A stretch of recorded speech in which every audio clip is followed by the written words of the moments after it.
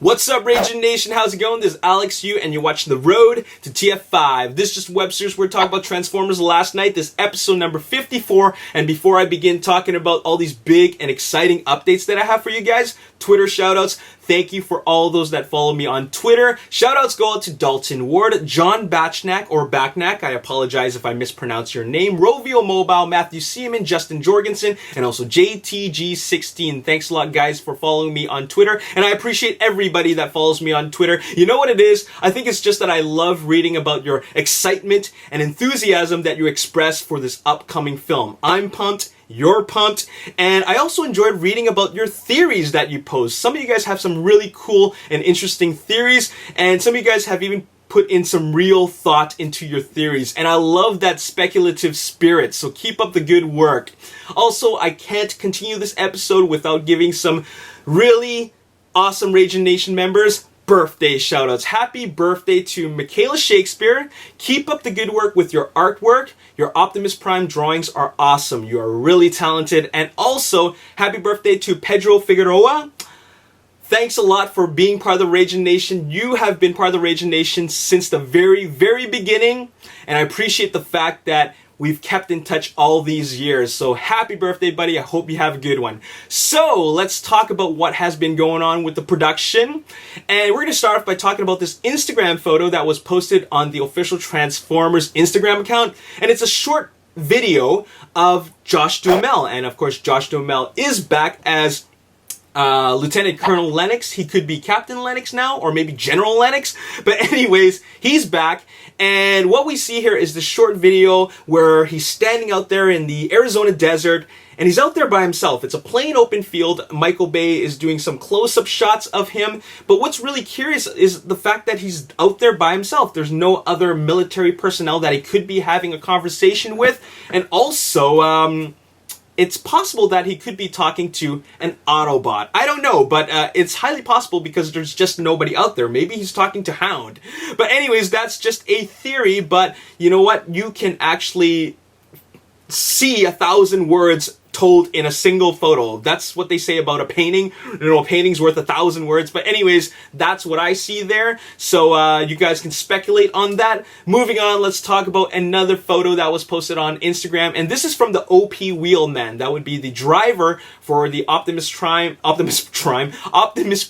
trucks. There are two trucks. There is the stunt truck and also the hero truck. The hero truck is for all the close-up shots. It's very clean. It's in pristine condition.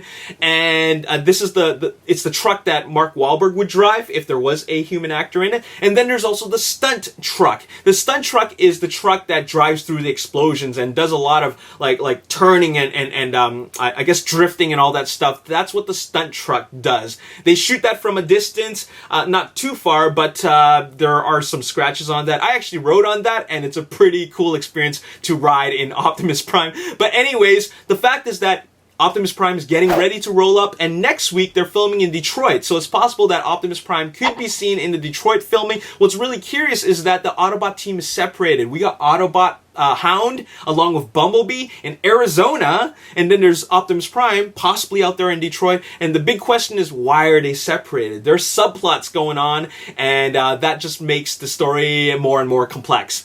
But anyways, that's really, really exciting stuff. The last little bit of social media news that I have for you guys is that a new photo has been posted on Snapchat account. That would be the official Transformers Snapchat account, and it is a photo of a radio-controlled monster truck. All right. We last saw a radio-controlled monster truck in Transformers Dark of the Moon. He was introduced in Revenge of the Fallen, and that would be Wheelie. Wheelie was a Decepticon servant, and then he sided with the Autobots. And then in Transformers Dark of the Moon, he was part of the Autobot team, and he did something quite significant in that he saved the Autobots by crash landing that giant Decepticon ship, and thus distracting the Decepticons, and thus, in the end, saving the lives of the captured Autobots. So he played a pretty significant role in the story. He also played a significant role in Transformers Revenge of the Fallen. Some of the fans might have thought that he was a pretty annoying character, but actually, when you look at the bigger picture, he helped the humans find the matrix of leadership. So that's a pretty big deal. And now it appears that he's back in Transformers Last Night, which suggests that he didn't die in that crash. We didn't see Wheelie in Transformers Age of Extinction, which meant that he might not have survived, but then Brains was brought back in Transformers Age of Extinction. He might have been crippled, but he still came back. So a lot of people are wondering, well, where's Wheelie? Did he make it?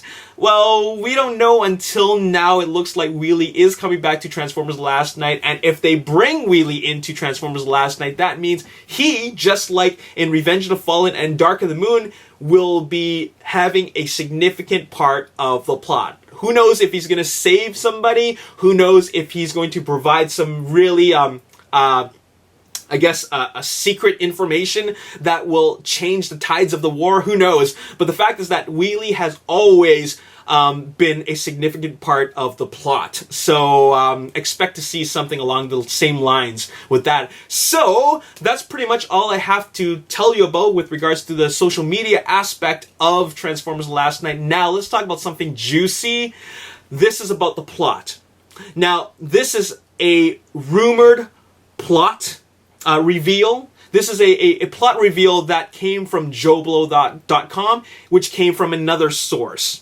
And I think this is a pretty substantial read just because it's coming from JoBlo. Now, if you've never heard of JoBlo, JoBlo is actually the same source that posted the spoilerish, the story leak for Transformers Age of Extinction, which ended up being completely accurate. So that's why I think there's a lot of legitimacy for this plot reveal that I'm about to read to you guys. Now keep in mind, if it is completely legit, then that means that it's spoilerish. So if you don't want to know anything about spoilers, you should probably stop the video right now. But I'm going to read each paragraph and I'm going to comment on it, okay? So just like I said before, there is some credibility to this post just because JoBlo is a website, an entertainment news website who also has sources within Hollywood. And there's a lot of people like that. I mean, if you grew up in LA and you've lived there for a long time, the chances are is that you know somebody who works in the film industry. And with them being a website about entertainment news, the chances are is that they know somebody from the inside and they got the juicy details about the Transformers Age of Extinction plot, which ended up being completely accurate. So I'm pretty positive that this source that they got it from for the story of Transformers Last Night is quite credible. So like I said, spoilers galore. I'm going to read each paragraph. I'm going to comment on it. So here we go. The story of Transformers Last Night will involve Optimus Prime finding his home planet Cybertron, now a dead planet, which he comes to find he was responsible for killing. He finds a way to bring back the planet to life, but in order to do so, he needs to find an artifact. And of course, that artifact is on Earth. What is that artifact? Well, here's where things get weird. Okay, so what I have to say about that is that the first sentence is quite legit. Optimus Prime was last seen in Age of Extinction flying off to meet his creators, but it looks like he's taking a detour to Cybertron. And what happened with Cybertron in Transformers Dark of the Moon? Cybertron got completely, well, not maybe completely, but somewhat destroyed just because they tried to save human life by not bringing Cybertron to Earth, because that would destroy human life, of course, and the Autobots are there to protect the humans. So in doing so, they sacrificed their home planet of Cybertron, and, that's quite tragic. That's their home world, and then Optimus Prime goes there to find out that it's completely ravaged. That's pretty sad. So he wants to bring it back to life, and how do they do that? They need an artifact. And if you remember the theme of all those all the films in the past, there has always been an artifact. There's always a plot device in the form of an artifact. The first film, it was the Allspark. The second film, Revenge of the Fallen, it was the Matrix of Leadership. In Dark of the Moon, it was the Pillars. In Age of Extinction, it was the Seed. So what will it be now? That is the big question. Now, I'm going to read you the next paragraph, and here it goes. Somehow the artifact ties into Merlin, the magician of King Arthur lore. Apparently the power of magic was given to Merlin by a transformer, and somehow the artifact ties into this. As far as what the artifact is, we can't say, but I wouldn't be surprised if it has something to do with the famed sword Excalibur. I mean, they did make sure to include a sword in the new logo, didn't they? That's just speculation on my part, but it sounds reasonable. Of course, we've seen the effects of time travel in these films already and are aware of Transformers visiting Earth throughout the planet's existence, so that certainly fits with the universe they've created, and now it appears that the story will add British mythology to the narrative. Now, keep in mind, of course, even though Transformers is set in a real live-action world, it is still fiction, and therefore they could be bringing in legends and mythology into it, and in this case, British mythology. Now, what really catches my attention is the fact that it has to do with Merlin, the magician of King Arthur lore. Keyword being King Arthur. Now, if we remember back in G1, Starscream and a bunch of Autobots actually but entered a portal where they were in the realm of Excalibur and the Knights of the Round Table. They had to fight off these evil knights that were bullying another castle or whatever. I can't remember. But anyways, that story did exist in G1. It looks like they're taking inspiration from that and bringing in British mythology in the form of Merlin, the Knights of the Round Table, King Arthur lore, Excalibur. So this also seems pretty legit. Now, some people might be thinking, oh, this is kind of weird. They're involving magic and legends and myths and legends. Well, you know what? I don't think it's all that weird, just because look at what they've done with the previous films. They've inserted, they've inserted historical events into a fictional story. For example, Hoover Dam was used to hide the Allspark. The pyramid was actually the secret location for the sun harvester. The dark side of the moon was where the Ark crash landed, and also what wiped out the dinosaurs was cyber forming many millions of years ago. So you see where I'm going with this? So it doesn't just tie into history, but also mythology. So that's where I see that there is some legitimacy to this paragraph, okay? Excuse me. Moving on, let's talk about this next paragraph. In terms of new and returning Transformers, we can confirm that Bumblebee will return, this time in a leadership role, while Optimus is off on his own mission. Also returning are Hound, Crosshairs, and Drift. The Autobots now settle on Earth are making their home in the Badlands of South Dakota, which will serve as their base of operations. Also returning are the Dinobots, with the added addition of mini Dinobots. What those are and how they play out is unclear, but there you go. Okay, definitely Bumblebee's coming back. Hound and Crosshairs, we saw Hound, we kind of saw Crosshairs. Drift, I guess he's back. We just haven't seen him yet.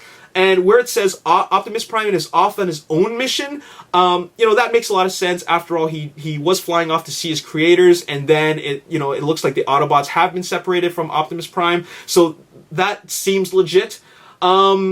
It says that they are making their home in the Badlands of South Dakota. There was a photo of a South Dakota police or park ranger vehicle during the filming of where they were in Arizona. So there's definitely some legitimacy to this, like credibility to this. The thing that I'm not quite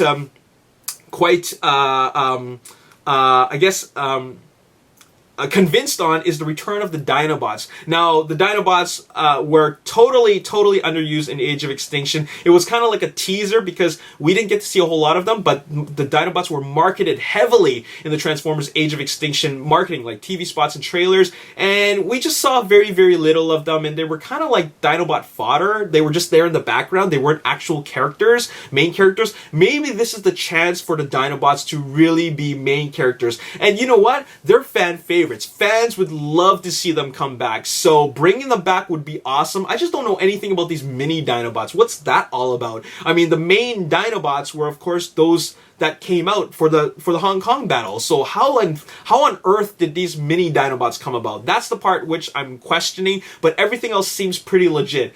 Even the part where they said they make their home in the Badlands of South Dakota. Well, the Autobots have always had like a base camp, like an base of operations in the desert. So this seems pretty legit. Moving on, here's the other paragraph. There will be 3 new Transformers as well, including some with English origins, which is likely where Anthony Hopkins will come into play. One such character is called the Creator, who is said to have ties to the origins of the Transformers, a Transformers with an English accent named Cogman, whose alt mode is an Aston Martin, will appear, as well as Transformers named Squeaks, whose alt mode is a Vespa. Now this is where it gets interesting, because now we're bringing in like a new material into the realm, and that is in the form of new Transformers. Okay, the Creators makes a lot of sense. Having a creator character, that's something that was talked about at the end of Age of Extinction, but I noticed that it's called the Creator with just a singular. I thought that the Creators was actually plural, as in several of them. So that's a little bit questionable. The English origins of these characters. Now that's interesting, but it also seems quite credible because they are going to be filming in the UK, specifically London. So that is going to be pretty exciting to see a new location being filmed. And what also is awesome is that they're including Transformers with British accents. So pretty cool. Anthony Hopkins is, after all, English, so maybe he's voicing one of these characters. Now, the last one is, of course, Squeaks, who's a Vespa.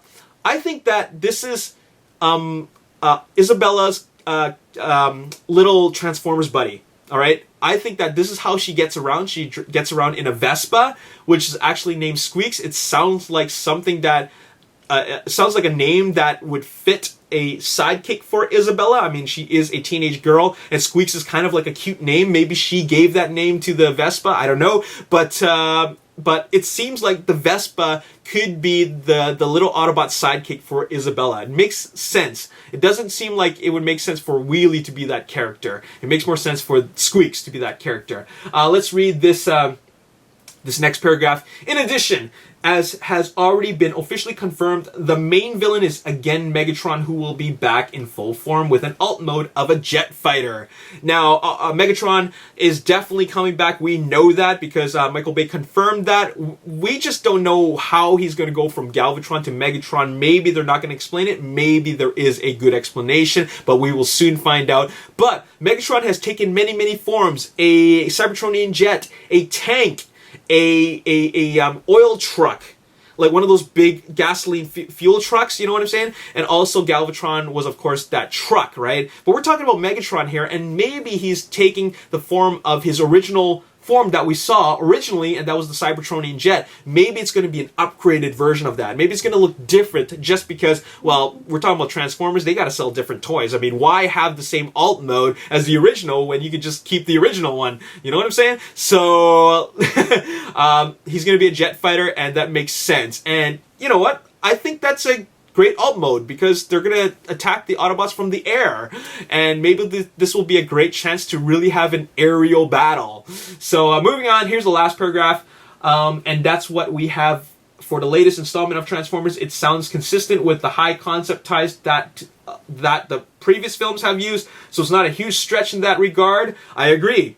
How it all comes together will be another story, but you can certainly expect the usual amount of robotic mayhem carnage, which seems to be the main appeal of these films at that moment. I just hope it's not 3 hours worth this time.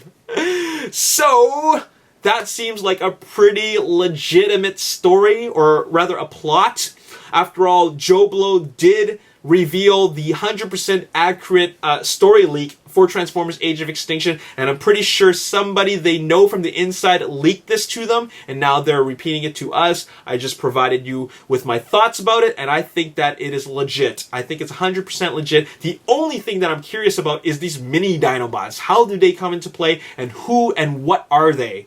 I'm also excited about that Dinobots are coming back. Are we going to get a scene in China where, you know, we see them roaming around? That would be kind of cool, just to see the Dinobots coming out of the forests of China and then charging into battle, or, you know, meeting up with the Autobots somehow. How are they going to even get to the United States? Anyways, this is a globe-trotting movie. They go all over the world, so, you know, for them to appear in different places is, you know, it's no surprise. Anyways, yeah, I guess that's about it. that's really all I have to say in this video. Why don't you guys post your comments and how you feel about this? Does it feel legit to you? Do you think it's just completely bogus? I think it's 100% accurate. What do you guys think? And what else do you think is going to happen? We know some pretty juicy details about the plot. What do you think about the whole Merlin King Arthur thing? I mean, it is kind of out there, but you know what? It could be fun and interesting. Post all your speculation below. I love speculating. That's what this web series is all about. As we get closer and closer to the release of this film, why don't you guys speculate in the comments section below? And also, I just want to remind you guys that I don't check my Instagram DMs. I just don't. I never even knew there was a DM section until like much later on after I opened my account. So there's all these DMs that are piling up, and I don't know what to do with them. I mean, I could read them, but that'll take me like days and days and days. There's just like hundreds and thousands of messages in there, and I apologize for not responding to them, but the best way to contact me, just like I said before, is on Twitter. Another thing that I just realized is that I have a YouTube message inbox, but I actually haven't checked it in like forever.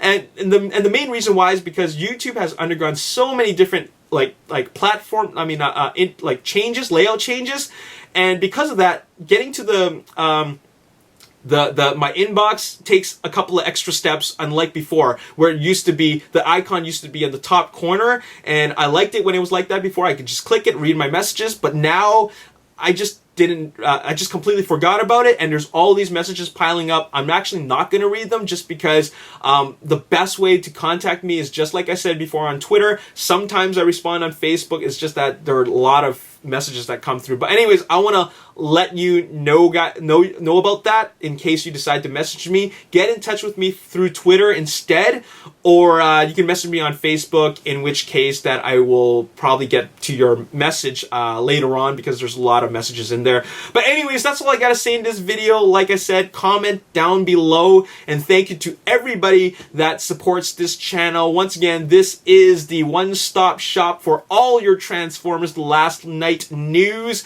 and there's going to be more news, of course, because you're going to start filming Detroit, and I'm going to try to get you guys some more information. Okay, so thanks for subscribing. As always, if you enjoyed this video and you want to see more, hit the like button, subscribe to the YouTube channel, like me on Facebook, The Ragin Nation. Also follow me on Twitter at Ragin Nation. My name is Alex. Thanks for watching. I'll see you next time. Peace. Control of these Nest military vehicles, and that's why they're rolling out together with Decepticons. And not only are they military vehicles,